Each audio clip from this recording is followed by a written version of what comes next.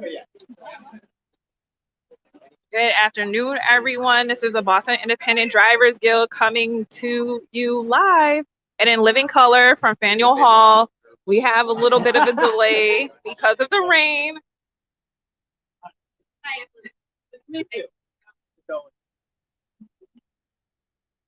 The newscasters are just getting set up.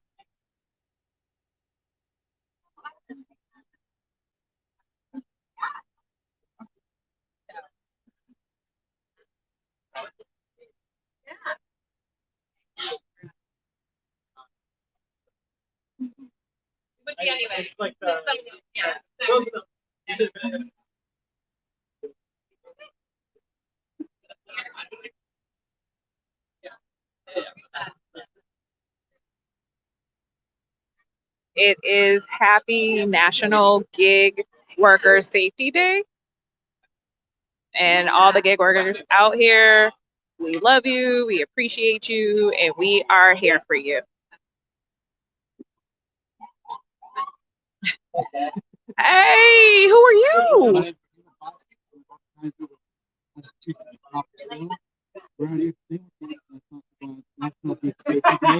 And we'd like to see we highlight the dangers and safety risks of being a driver or a worker. Among many of them, which is the lack of job security. So we'll see what we have a lot of drivers today about health and safety issues for myself. You know, you see every veteran driver's got a bit of a belly for myself. That's one thing that doesn't get talked about. It's about preventative safety, preventative maintenance. You know, one day when we're all employees and we all have health insurance for our union, we get periodic, regular checkups from our doctors, maybe a nutritionist as well. Okay, nice to meet you, Raheem. Thanks for sharing. Thank you.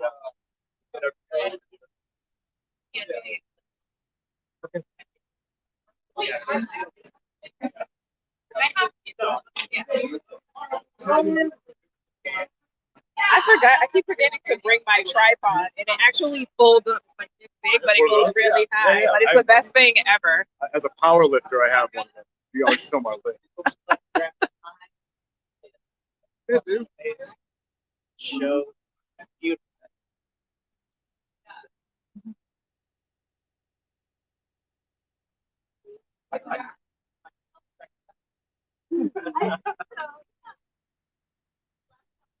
Yeah. How many different sizes? Yeah.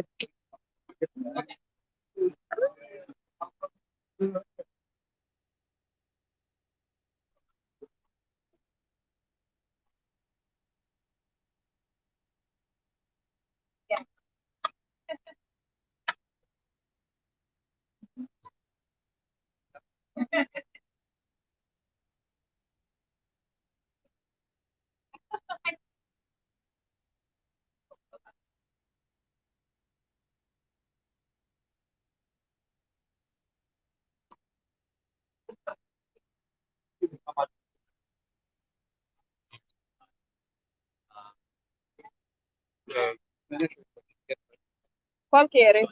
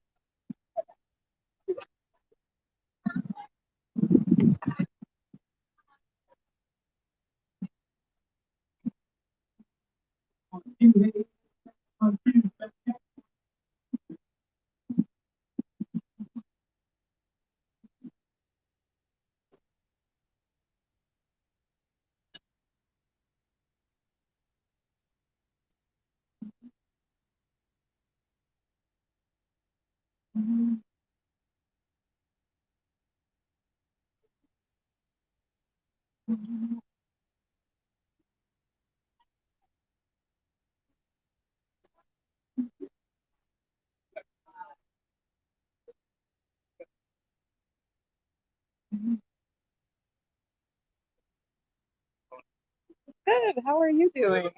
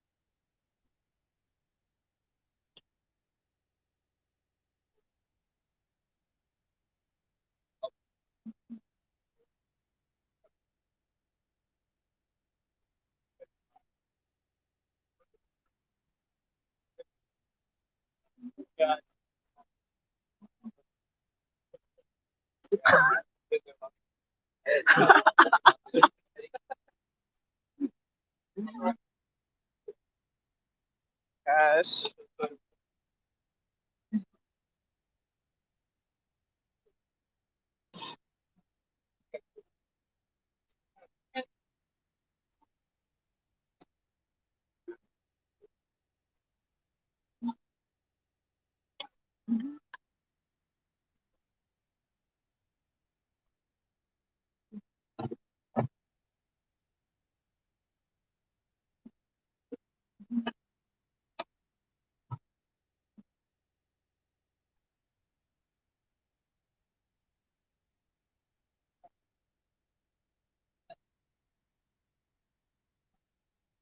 Hello, everyone.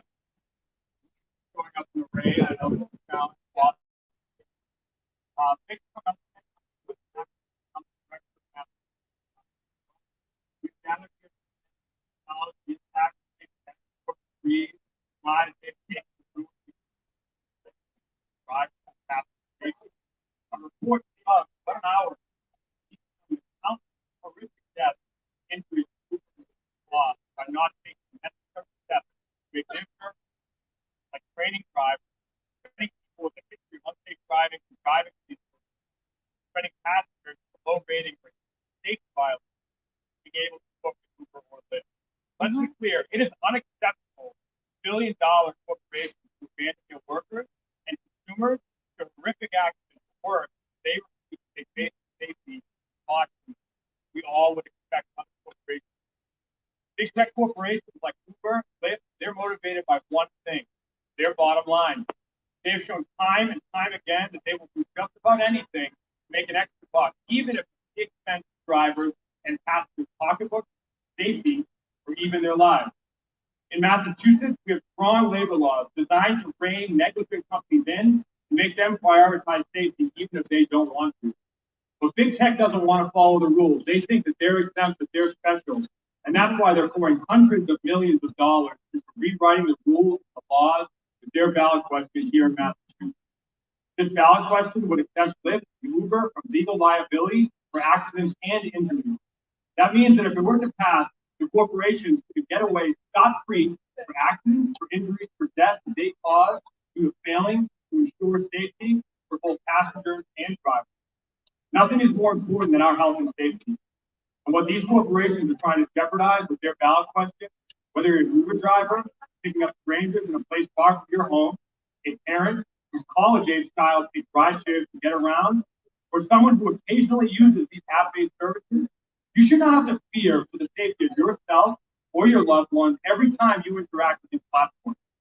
We have an incredible lineup of speakers here today, including Marcy Goldstein-Gelb, the National Director of the Coalition for Occupational Safety and Health, and Matt Parker, who's the Executive Director of the United Union of Minority Neighborhoods. We also have some drivers that you will hear from.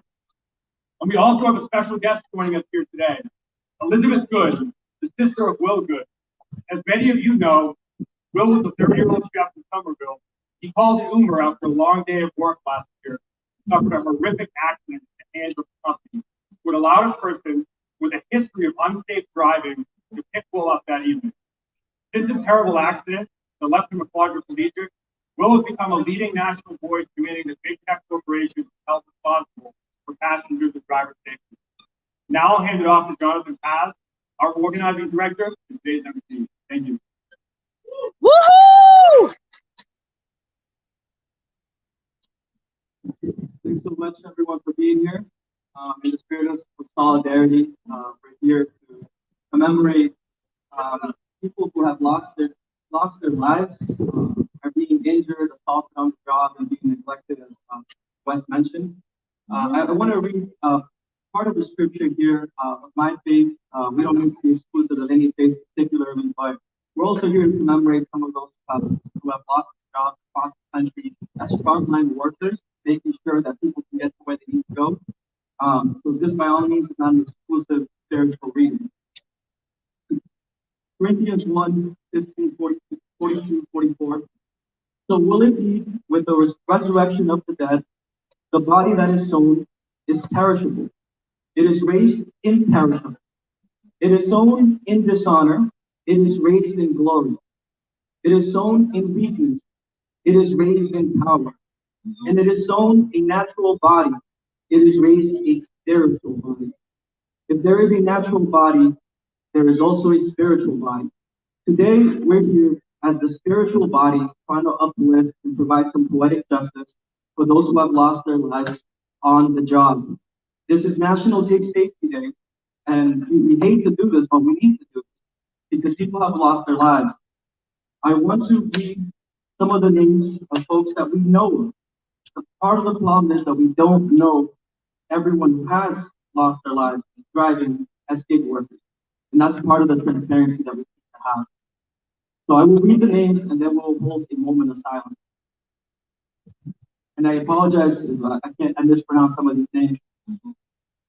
Ahmed Fawad Usufi, Ahmed Badal, Bedovin Kashakunte, Brandon Cooper, Theoni Riley, Cherno Ches Sese, Cheryl McCormack, Christina Raymond, David Rosenthal, Dulkar Karim Masem, Elijah Newman, Philip Kirilov, Francisco Villalba Vipino, Franklin Ferens, Danu Gondanu, Glyman Nelson, Grant Nelson, Hamza Farah, Harold Treadwell, Hertz Presentu, Isabella Lewis, Javier Ramos, Joseph Selstrick, Joshua Miller, Kelly Marie Smith, Christian Phillips, Christina Huadu, Christopher Metzger, Kuldeep Singh, Lamar French, Lynn Murray, Maglo Medina Chavez, Michael Wallace, Minzy Zhu, Madhu Diakne, Mohammed Anwar, Maurice Foster, Noel Njoku, Petra Roden, Randolph Talk, Raquel Spawn Bava, Robert Douglas Barry, Roderick Thomas, Roseanne Delgado, Ryan Moonsey Graham, Saludin Bablu, Stacy Corley, Terrell Harris, Timothy Perkins, Yusuf Al-Gabar, and Yusuf Osgur. We say their names because their names must be said. And we need justice. We don't need an exploitative law, and we don't need better ways to point black and brown and immigrant folks or the predominant folks to make this business enterprise as possible. Today, I will be presenting some folks here to share some stories. We're going to start with Andy. Everybody here.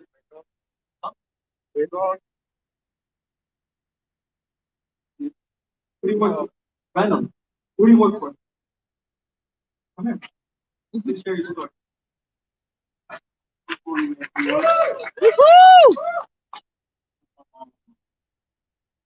I was coming in the West from 2099, up from 1999.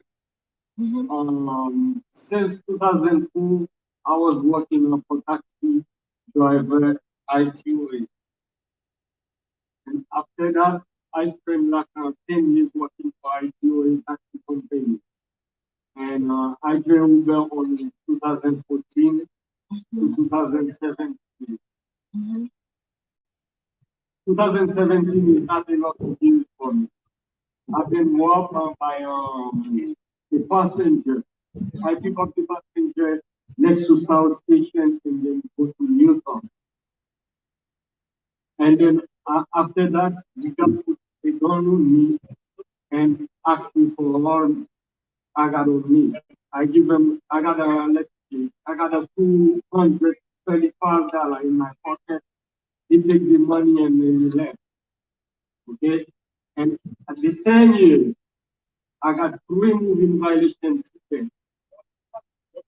They shut down my app was into, and then since it was a big fight for me for finding job. Every each time they tell me your background check is not clean, your background check is not clean. Okay? And also I want to mention that every driver in this system, be careful. You don't know what person is gonna pick up. Just be careful in the street. You never know. Okay? Until the person walk away and find your car and then play. All right? Thank you so much. Thanks for sharing your story. Thanks so much. I also just would like to mention that this is in partnership with the Union of Minority Neighborhoods, La Colaborativa. We're here with also the Boston Independent Drivers Guild, Massachusetts Drivers United, and MIDG, or Massachusetts Independent Drivers Guild. So thanks so much for being here in solidarity. We do want to we also have a very powerful friend in friendship, the Director of National Posh, Marcy, if you can join us here for a moment.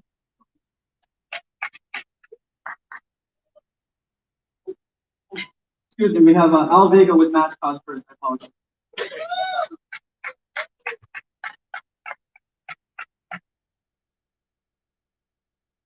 So thank you so much. My name is Al Vega. I'm the Director of Policy and Programs at Mascot, the Massachusetts Coalition for Occupational Safety and Health. We are a 46-year-old worker safety and health rights nonprofit that formed after the passing of the Occupational Safety and Health Act of 1970. We're also one of 26 affiliates of National Posh, which you'll hear more of from my colleague Marcy. I'm also a proud member of Steelworkers Local 9358.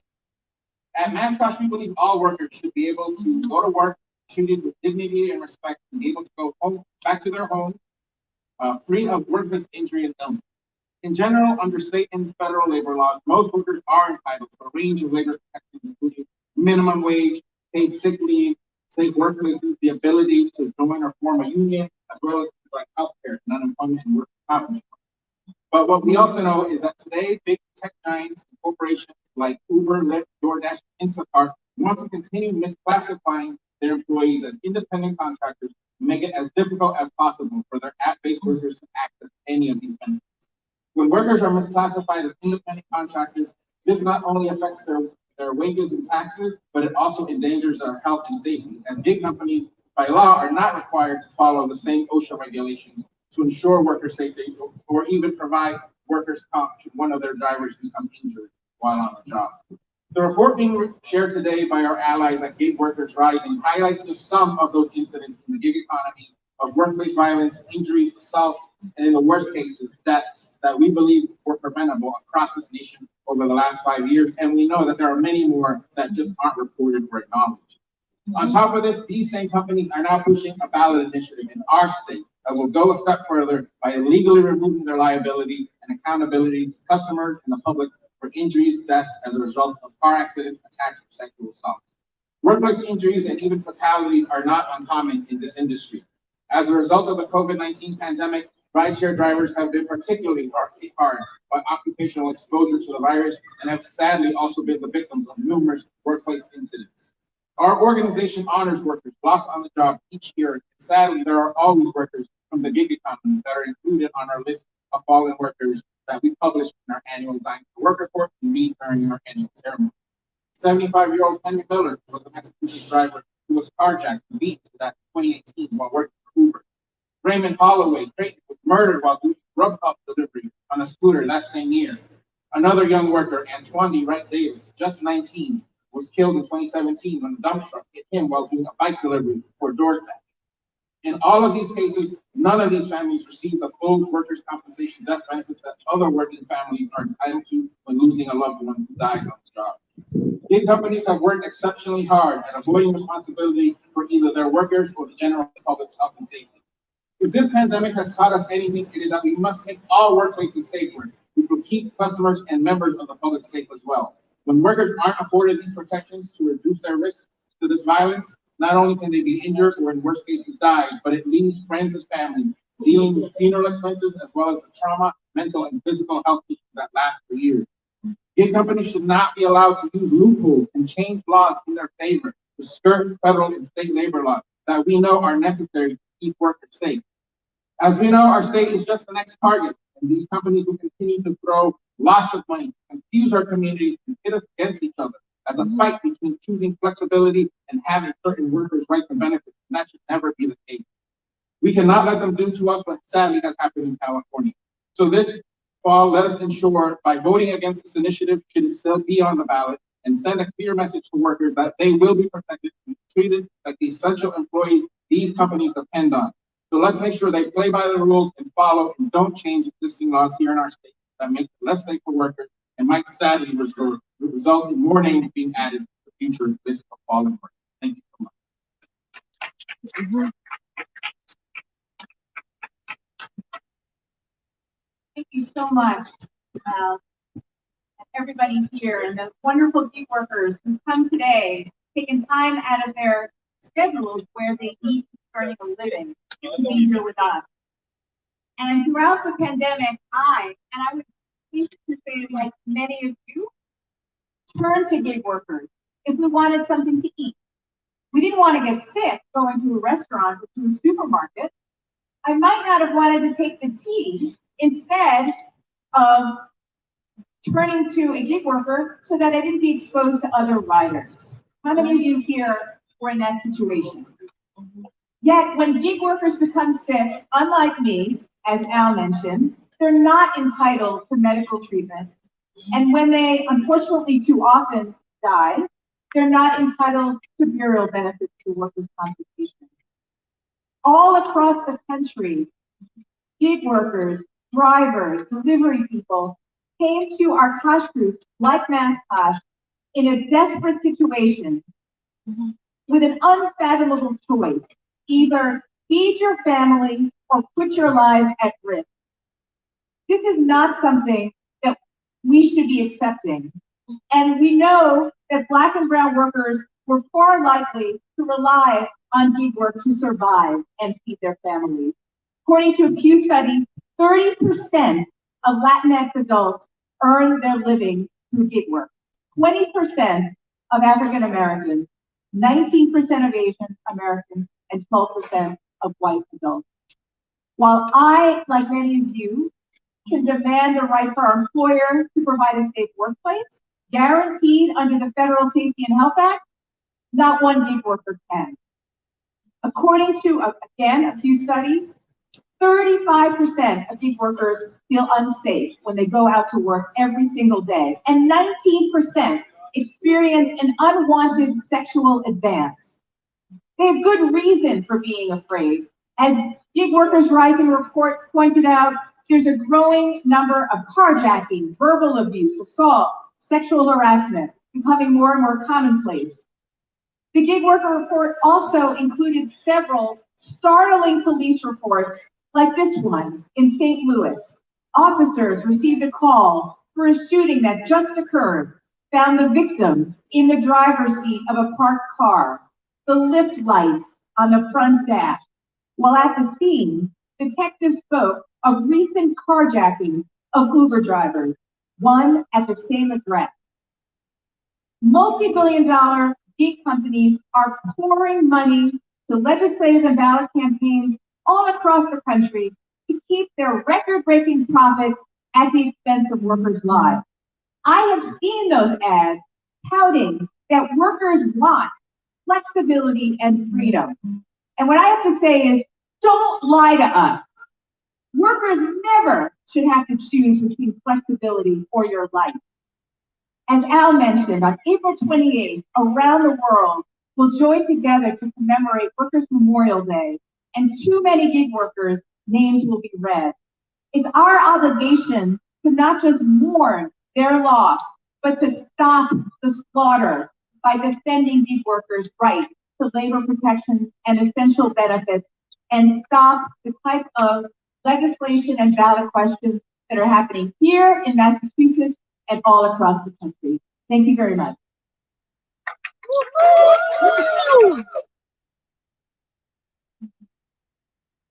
Thanks so much. That was very powerful testimony. I'd like to invite Andy, who's with La Colaborativa. Shout out to y'all. He's worked just about every type of one of these apps.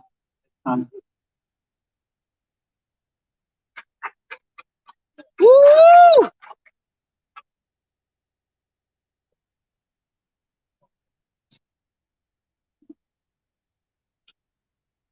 Hello, everyone. My name is Andy Ramos. La Colaborativa and the Stop Coalition. And I'm here for supporting and we need to change the corporate policy. My family, like many others, were affected by the pandemic. We did some of our jobs, and where platforms like Uber and Lyft or Nash were basically our new 9 to 5. And the majority of my family had to support themselves to these platforms, working 12-hour shifts, exchanging shifts with each other just to sustain ourselves through the pandemic, because this is something drastically changing in our economy. Driving through the basic goals to provide for our homes was definitely something that really new to me and all my family. Never really leave healthy.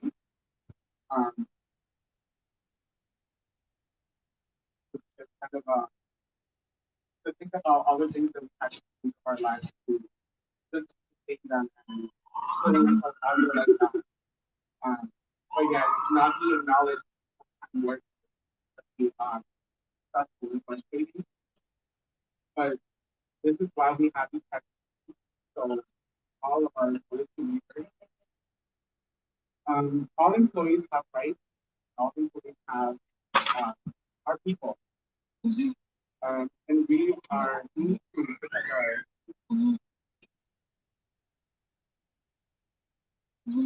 being from a city of Chelsea where everyone is, I would consider all of us warriors, but we all know how to hustle. But there's still not be a moment for our lives up there to be able to provide for our families.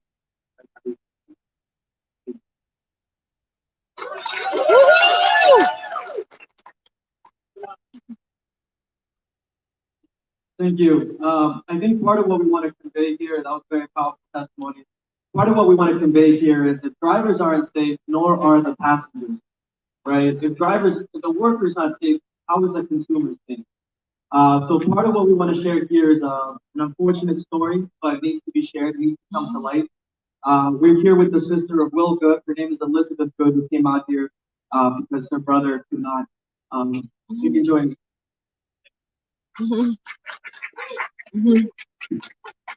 Thank you all for being here this afternoon.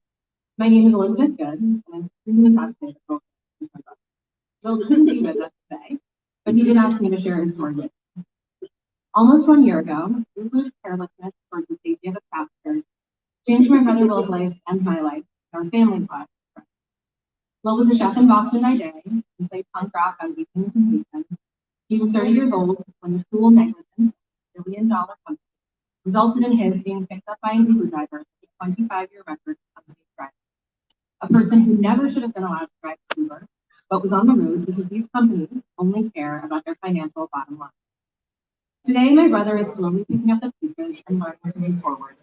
Anyone who's experienced a traumatic life-altering event like this might be expected to withdraw and focus solely on getting by, but that is not Will's life. Since he was a little kid, Will has always spoken up about the things he believes in, much to our chagrin at times.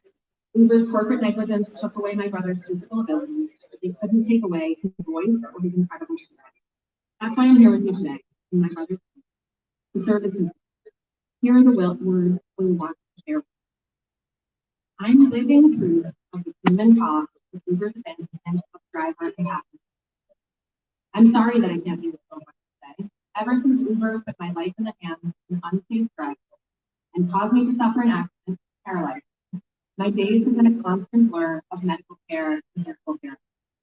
But through the fear, the pain, the strain, this burden is placed on me, my family, and friends, I am single-mindedly driven by one purpose, ensuring that companies like Uber are never able to ruin another person's life like this. I also want to be very clear. The day my Uber crashed into a parked car and made me quadriplegic, it wasn't only the driver. That driver had a 25-year history of unsafe driving. He should not have been on the road. Uber should not have let him drive their company. Uber is entirely responsible for putting a driver with a history of unsafe driving on the road. These corporations that are pushing this ballot question here in Massachusetts do not care about a single thing but their profit. If they can make an extra buck by putting one more driver on the road, or one more passenger for a ride, they will do it at any cost. Uber, Lyft, DoorDash, they are all pushing a ballot question in Massachusetts that would let them off the hook forever for the accidents, injuries, and deaths. It is unconscionable. Corporations that do business in Massachusetts or anywhere have a responsibility to ensure the safety of their workers and the people who use their services. Every other company in our state is required to follow those laws. And now Uber and Lyft are coming in and saying they don't want the rules to apply to them. Uber took from me the ability to do a job I love. The company took away my ability to hug my partner, my family and friends, to play guitar, and to go for a walk in my city. No one should have these essential joys ripped by a company that doesn't give a damn about it. I'm calling on Massachusetts voters to vote no on Uber and Lyft's proposed ballot question. Don't let these companies get away with risking our safety.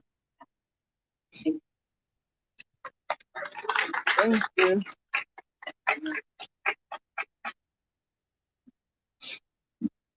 Thanks so much, Elizabeth, for joining us. I know that's not easy to share your story. We just want to have a moment of silence for all the workers who have lost their lives and also the consumers who have been injured or are now less safe than ever.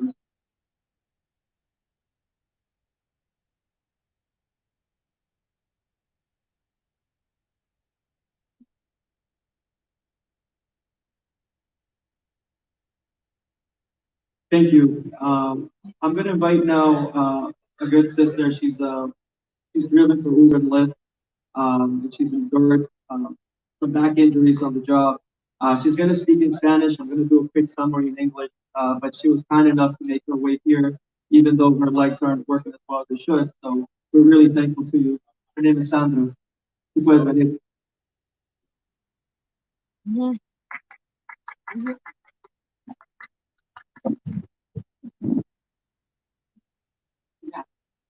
Buenos días, gracias. Y gracias por la oportunidad. He venido hoy a prácticamente en un momento un poco difícil porque estaba en situación. Quise apoyar a todos los que trabajan dando el servicio de manejar de transportación y estoy aquí. Pero no solamente estoy aquí por mí, porque soy parte de Uber y equipo. Y desafortunadamente tuve que dejar el trabajo porque tuve una condición de hipertensión intracraneal ocular. Fui una de las drivers, mujer primera en las dos compañías. Y lejos de recibir apoyo de estas compañías, pues simplemente recibí la espalda. Mientras tuve el problema de la hipertensión. transición, tuve que durar un año oso, en donde ninguna de las dos compañías dio support a mi condición. Entonces, eh, ha sido muy difícil, pero no ha sido imposible volver a estar otra vez de pie y trabajar. No sigo trabajando en la misma compañía, lo cual yo hago otro trabajo también, pero yo le exhorto a los dueños de compañía que se pongan a pensar por un momento por esas personas que están al volante día a día poniendo su vida en riesgo, sin saber si van a regresar a su casa con vida. Y esto lo digo porque en uno de los días de trabajo, yo fui hacia la más app y monté 3 estudiantes borrachos para llevarlo a Boston College. Y todo el trayecto fue de discriminación, de abuso, al punto que tuve que dejar a estas personas a mitad de camino. Y ni siquiera tuve ayuda de las autoridades, aún llamándolas. Y con esto no digo que el servicio de emergencia no sea efectivo, porque realmente lo es. Pero en ese momento nadie estuvo para apoyarme. Y la compañía que estaba sujeta a darme support no estuvo, ni ese día ni después. Nosotros estamos expuestos a muchas dificultades y a muchos abusos. Cuando los clientes llaman por X o tal razón, ellos paran al conductor sin saber la realidad de lo que pasó y sin interesarse qué pasó, sin saber si uno necesita continuar trabajando para pagar algún bien.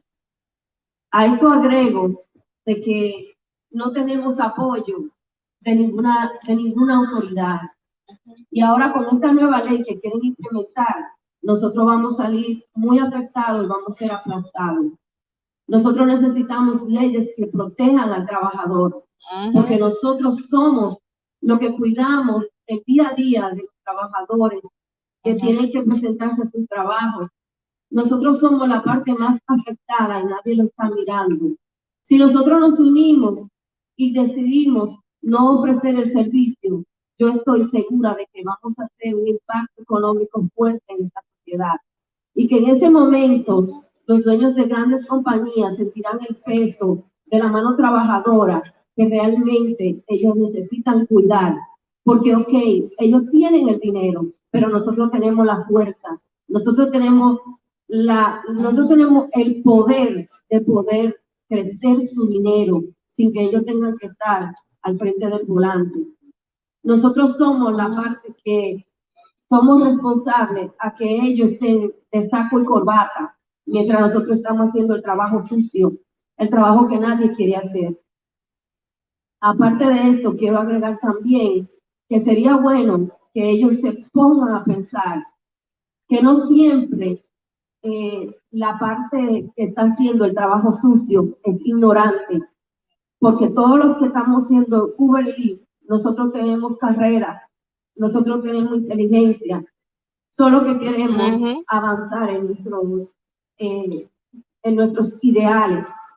Y encontramos esta parte como una ayuda que al mismo tiempo nos ayuda, porque nosotros pagamos los taxes que ellos están supuestos a pagar. Sin ni siquiera nosotros recibir ninguna remuneración a cambio, sin nosotros recibir servicios de medicinas, médicos, sin tener el apoyo de nadie. Y eso hace que cada día su emporio engorde más y nosotros estemos más aplastados día a día. Sería bueno que todos esos representantes de todas las ciudades se pongan a pensar y a trabajar por y para nosotros, el pueblo que lo ha elegido y lo ha puesto a cada uno de ellos ahí, para que ellos estén luchando por leyes que realmente protejan al trabajador, por leyes que realmente ofrezcan beneficios en pos de salir todos con un residual igual para cada persona. Y no solamente sea para que la parte rica todos los días sea más rica y tenga el pie puesto más y más encima de lo que le llaman la prole, que somos nosotros, que somos la clase minoritaria. Es triste ver que día a día nosotros estamos luchando por salir adelante y que hay un grupo empujando a pisarnos día a día y a ponernos más hacia abajo, sin darnos la oportunidad de expresarnos y de seguir lo que cada uno de nosotros merece. Yo le exhorto a todas esas personas que salen a trabajar sin discriminar ningún tipo de trabajo que ejerzan, porque por muy insignificante que fuese, usted es importante, usted tiene que creérselo y tiene que demostrarlo con su trabajo, con su dignidad, pero sobre todo solicitando la parte que usted merece, porque cada uno de nosotros tiene precio, es cierto, y es invaluable. Vamos a ponerle un alto hoy y vamos a exigir nuestro derecho.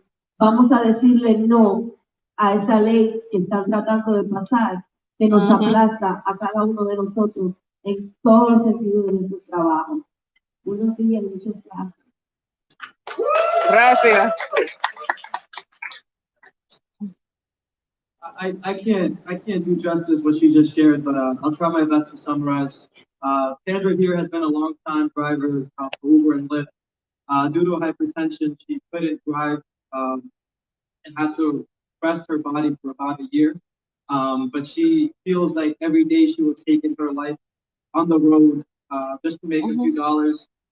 She was at one point driving 3 drunk Boston College students who were racist, harassing her, and she had to stop halfway through the ride because she didn't feel safe and called the authorities, and law enforcement didn't show up. And when she called Uber and Lyft, they didn't provide any support to her, not that night and not the day after. She also mentioned how she's against this law, and she wonders why are they working to smash the people that make their business model possible? Why are they trying to smash the working class? She said that just because they're drivers doing the dirty work, it doesn't mean that they're ignorant and that they don't have ideals and ambition and dreams. And to end on one specific note, she wants our leaders, our elected leaders, to do the right thing and actually protect people, actually do what their job is, which is represent and work for the working class. So we can just thank you so much. We're so blessed to have you today. Thank you, Sasha.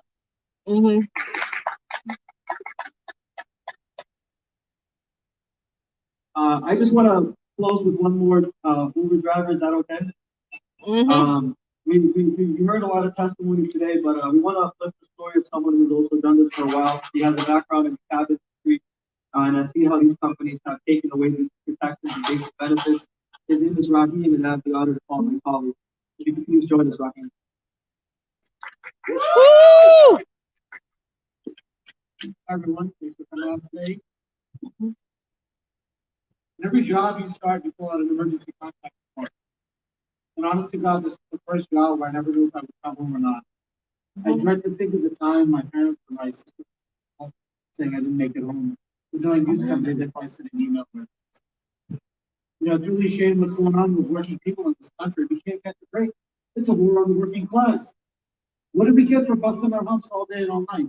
To bring, like the folks from Nashville said, while everybody was working from home, the big wigs are working from home. We're out there on the road. We're out there on the streets, trying to make a living, to provide you with services that you need, rights to go to work, rights to go get food, things like that. We're essential workers as well. You know, what's the difference between me and the nurse I'm taking in my back seat going to work? They're an essential worker and so am I. We can't let things keep going as they are.